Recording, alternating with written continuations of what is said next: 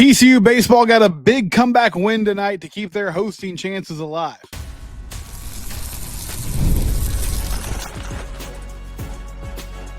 You are Locked On Horned Frogs, your daily podcast on the TCU Horned Frogs. Part of the Locked On Podcast Network, your team every day. Locked On Horned Frogs, your team every day. I'm your host, Steven Simcox. I've been covering TCU athletics for the past 12 years. We're brought to you today by Gametime. If you need last-minute tickets, especially for your favorite sporting event, upcoming theater production, comedy show, Gametime is the app you need to download. I'll tell you about them later on in the show. We'll also talk about TCU men's tennis playing in the quarterfinals, the Elite Eight, starting today, this afternoon against Virginia. We'll break that down. Was I wrong about TCU? Was I wrong in what I said yesterday? I got some pushback from some of you, so I want to respond to that in segment 2. But we start today. We don't usually do baseball to start the show, but it's that time of year. It's the last regular season series of the season. TCU is currently tied for second place in the Big 12. They cannot win a Big 12 title because West Virginia, even though they lost to Kansas State tonight, or even though they lost to Kansas tonight, because of Arizona State's loss to Oklahoma State, the Mountaineers are your Big 12 champions. But TCU could finish as high as second. They're now tied with Arizona State in the standings. Seeding is important when it comes to the Big 12 tournament. The main thing to keep in mind is if you're a top 4 seed, you get a bye in the first round in what has become now a single elimination tournament. But TCU was down to the last inning. They were struggling tonight. They're down 5-4 to Utah.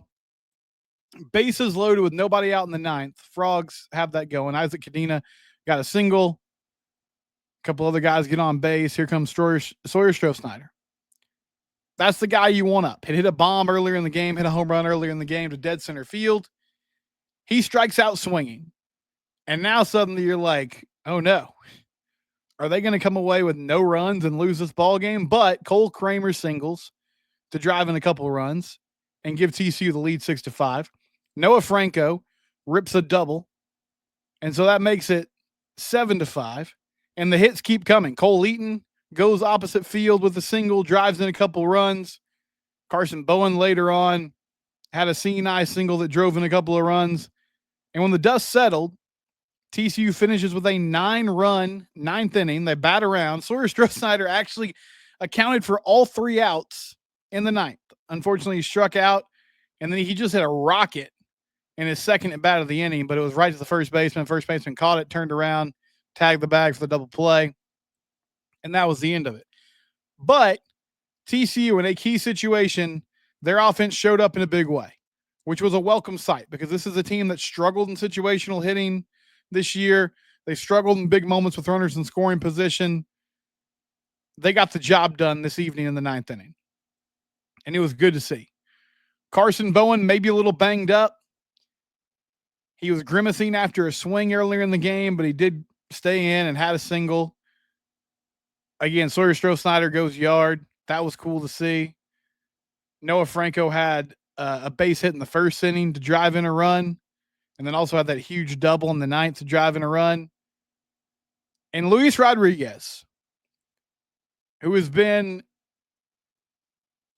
in just about every role imaginable for TCU baseball out of the pen over the last few years. He came in the 5th inning as Tommy Lepore was struggling and took over and did a really nice job. Cole Klecker closed it out in the ninth, but Luis took it from the 5th through the 8th inning, didn't give up any runs, gave up some base runners, but didn't give any runs, looked good. So this is a big win. If TCU can win this series, they'll finish 20-10. If they can sweep this series, they'll finish 21-9 in Big 12 play. But 20-10 in Big 12 play gives you a really good argument to host a regional. You probably want to win one game in the Big 12 tournament just to be sure. But that's an impressive season, and that gives you a really good chance to be hosting when the postseason comes around. And this is a team that's played really well at home.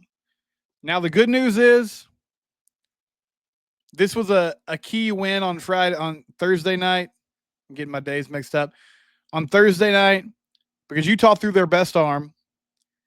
And Utah's pitching staff is struggling. They're not that good. So the fact that you're able to scratch out a victory, that's good news. Now on Friday and Saturday, hopefully your bats can continue to rake. And if you just pitch well and play good defense, you'll be in good shape. The main concern for me coming off tonight, though, I told you before this ball game, I said, look, the most important thing about this game in particular is they need to get Tommy Lepore back on track. Tommy had a tough night. Utah was barreling up the ball. Gave up 2 runs in the second inning with 2 outs. Utes had a rally. They hit some doubles tonight. They were going gap to gap. Things sort of unraveled on him in the 5th. Gave up a couple runs to give Utah the lead back. Now, I will say, in between that, TCU took a 4-2 lead. They gave up a run in the next half inning. Tommy's defense didn't help him out at times tonight. Silva had a bad throw. Bowen tried to pick a ball off the turf at first base, and he botched it, and so a run scored. So that doesn't help. But the Tommy Lepore, who early in the season was, you could mark it down. He was going to give you 7 or 8 innings, throw 110 pitches, probably give up less than 3 runs. He was so good early in the year. So the fact that he's cooling off at this time of the season is concerning in itself, but it's amplified because this is a TCU baseball team that doesn't have much depth when it comes to starting pitching. Now, Caden Parker pitches today, and hopefully he can throw the ball well because it's also been kind of an adventure with him, and it's been a week-to-week situation with him throwing the ball. But Caden Parker, Trevor Baumler, Mason Brassfield, those are the guys that you're going to try to cobble together to have a starting rotation when the postseason rolls around. And yeah, you got Luis Rodriguez, you got Braden Sloan, who can be long relief guys for you. But you need more than one quality starter. And when your one quality starter is struggling at the back end of the season, that's not great news. Now, Tommy's got some time to reset here. We'll see how the Frogs approach the Big 12 tournament. If they end up playing on Thursday, it would be a full week of rest, so I wouldn't be shocked if they put him out there and let him go to work. Tommy's a competitive guy. I know he's working on it. I know he's trying everything he can to make sure that he's right for this upcoming run, but it's imperative that he figures it out and that TCU can get to a place again where they trust him in big moments. But the good news from today, backs against the wall, on the road, not a raucous crowd tonight. I don't want to make it sound like that, but on the road, easy to get frustrated and down to yourself. Okay, we're down by a run to the last place team in the Big 12 in a big series for us with a lot of stakes where we got a lot on the line. But they locked in and they got the job done. It wasn't pretty, but they found a way to explode in the 9th inning. Bullpen held it down. And tomorrow you got Caden Parker and potentially Braden Sloan to bring this series home. And if you can do it on Friday night, not that you relax on Saturday, but at least okay, we got a little room to breathe here. We've handled our business. But I think this is a Utah team that they can sweep. It's hard to do it no matter who the opponent is. But you got over the big hurdle tonight. Now you need to come back with some energy and enthusiasm on Friday, get the job done and sweep them on Saturday so that you really leave no doubt. If you finish Big 12 play 21-9, I don't think there's a way. There's always a way. But I feel like the committee would be forced to say, yeah, this is a top 16 seed. Maybe not a top 8 seed, but at least in that hosting conversation where it's like, yeah, they're a lock to host these games in Fort Worth and be a factor in the regionals. So good win tonight. Another chance tomorrow with Caden Parker on the bump and an opportunity to go win the series as we barrel towards the postseason. Baseball postseason, one of the most fun times in the year. Okay, was I wrong yesterday? I'll discuss next here on Locked On Horned Frogs, your team every day.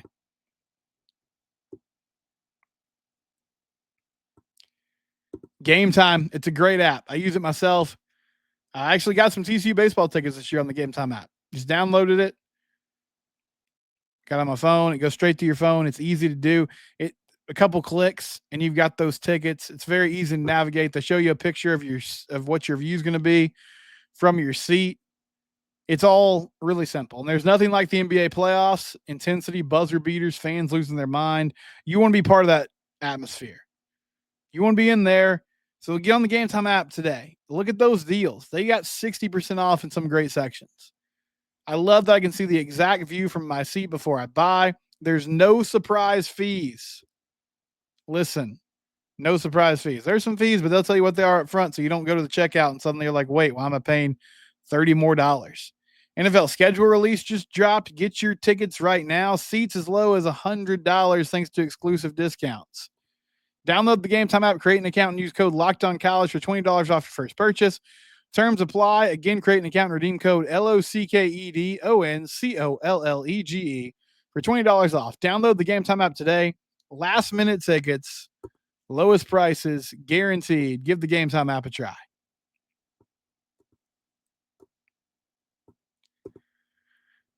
So a couple days ago on this show, I was talking about TCU and where they stand in the Big 12. And Tim Fitzgerald, who covers Kansas State and does a Big 12 podcast of his own, said that TCU and Baylor couldn't be the flagship programs of the Big 12 because they're not big enough. Fan bases aren't big enough, right? And I disagree with that. I disagree with that pretty strongly. I think TCU can carry the banner for the Big 12, but I was like, look, to do that, TCU has to win consistently. And I made consistently the key word there. Because over the past decade, there have been some really high highs. They won a playoff game, played for a national championship.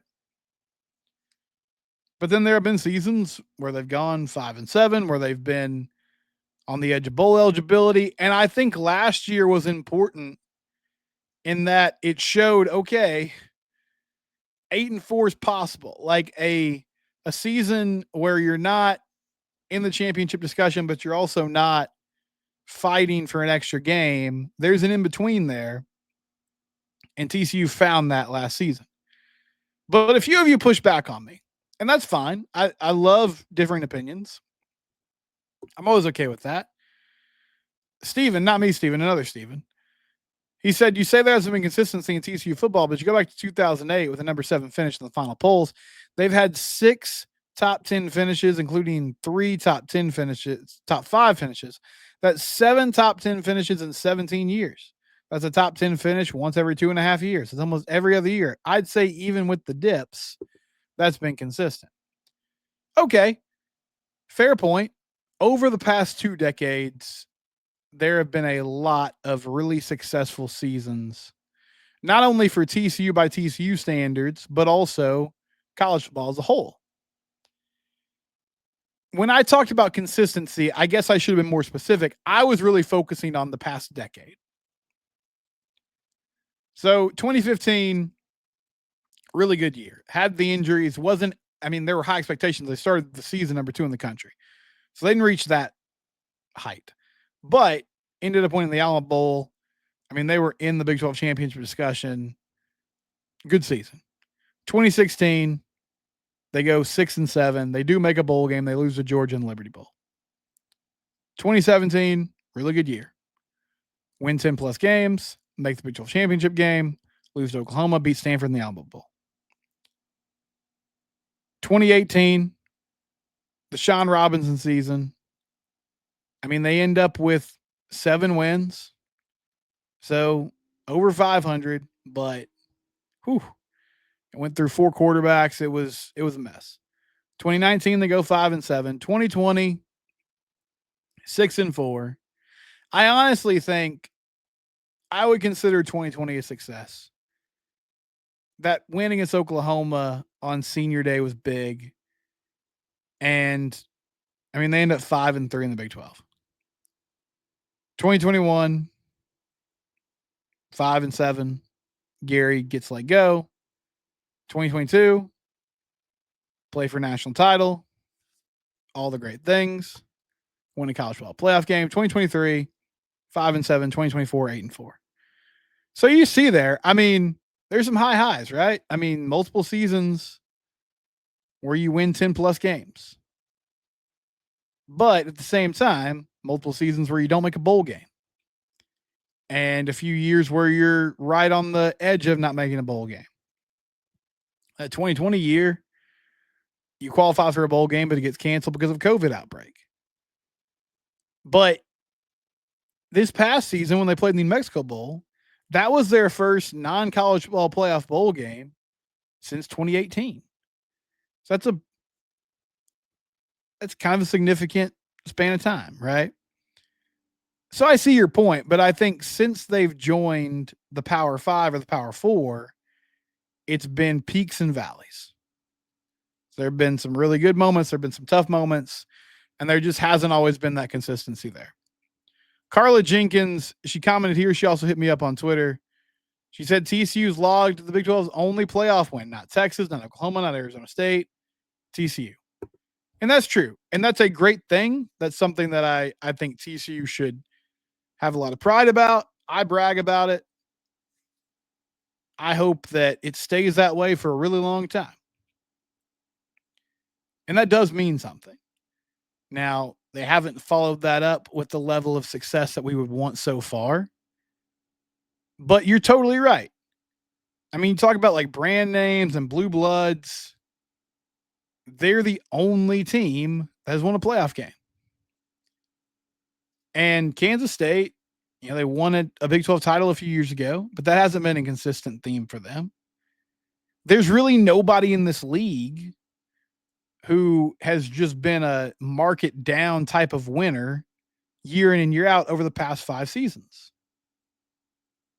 A lot of these teams, it's kind of volatile. It's kind of chaotic. It's year to year. It's season to season. But I think whoever emerges as the new kind of big name when it comes to Big 12 football is going to be the program that figures out like, okay, how can we be consistently in the conversation for a conference title? How can we avoid those no man's land years where it's not even like we're mediocre, we're just bad? Or we're fighting for a second-rate bowl game in mid-December. TCU needs to get that sorted out. Sonny Dykes needs to figure that out. And I think this team is really talented and is in a place where they should be able to make a run. Now you got to go execute, though, and make it happen. When we come back, TCU tennis. The march to defend that national championship really starts today. We'll talk about that next year on Lockdown Horned Frogs. It's your team every day.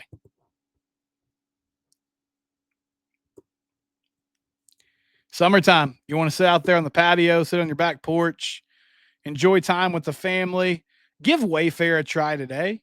Go to wayfair.com and check out the great outdoor furniture they have. The days are getting longer. The weather's warming up. I love being outside in the summer. I know it's hot, but I like sitting out there on my back porch, watching my kids play. WayFair has a massive selection of outdoor essentials that make it easy to transform any space into your ideal summer setup. Grab a new patio dining set and string some lights from WayFair to help extend your outdoor space. You'll love the mix of styles they have to offer. Delivery is free and hassle-free. Whether you're into entertaining guests or relaxing solo, shop WayFair to help you unwind. Shop a huge selection of outdoor furniture online this summer. Get outside with WayFair. Head to wayfair.com right now. That's WayFair.com. WayFair, every style, every home.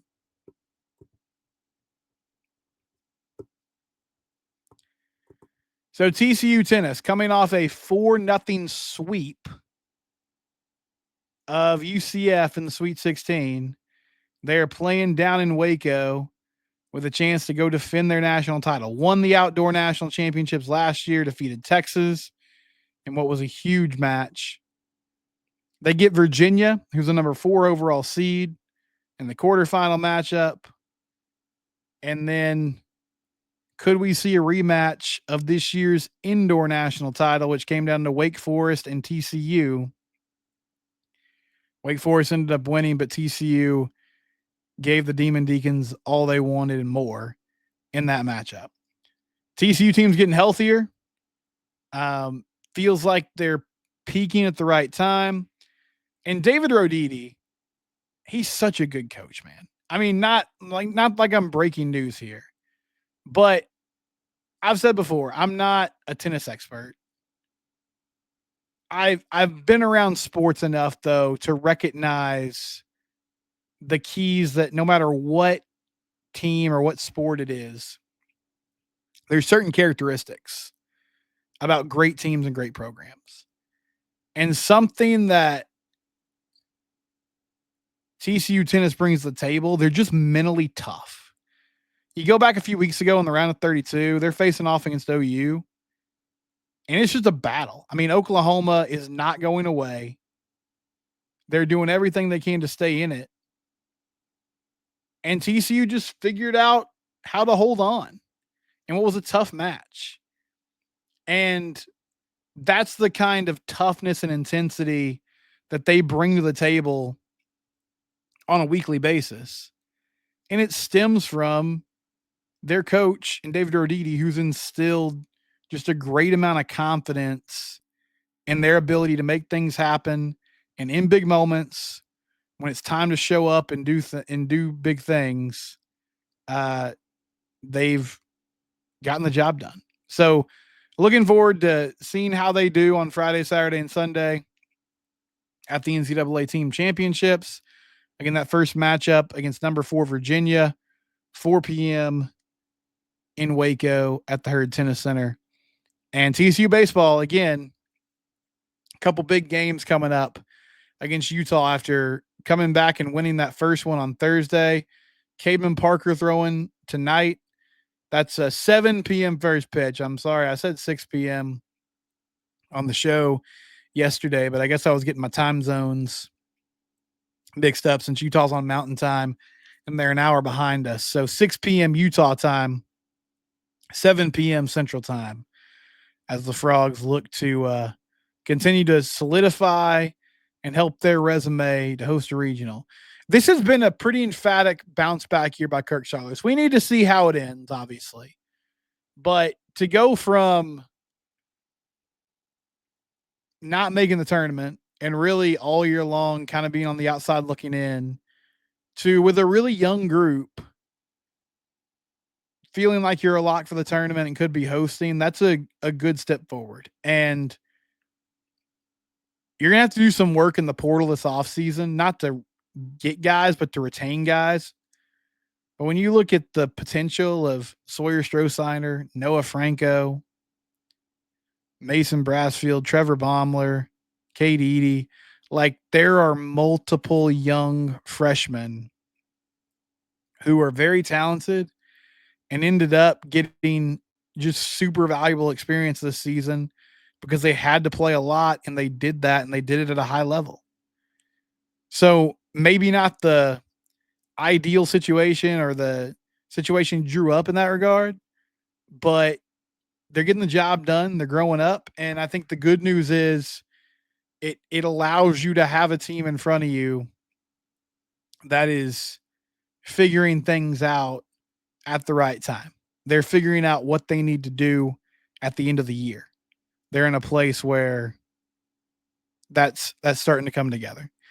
Next week, we'll talk a lot more football as we continue to barrel towards the fall camp and off-season program. I'm excited about this team. I have high expectations for them. I said earlier this week, I don't think TCU needs to run from that. And I don't know like what the national media is going to say. It doesn't really matter at the end of the day. Or the regional media when we talk about like Big 12 writers and how they view this team. It feels like most people are kind of thinking middle of the pack, which is probably fair. But I think this is a TCU football team that can legitimately compete for a Big 12 title and a college football playoff spot, even with a tough schedule in front of them. And now they have to go prove it on a week in and week out basis, and it starts with that game against North Carolina here in a few months. Have a good weekend, everybody. We'll talk to you on Monday. It's Locked On Horned Frogs, your team every day. Please subscribe to the YouTube channel. We're also free and available wherever you get your podcasts.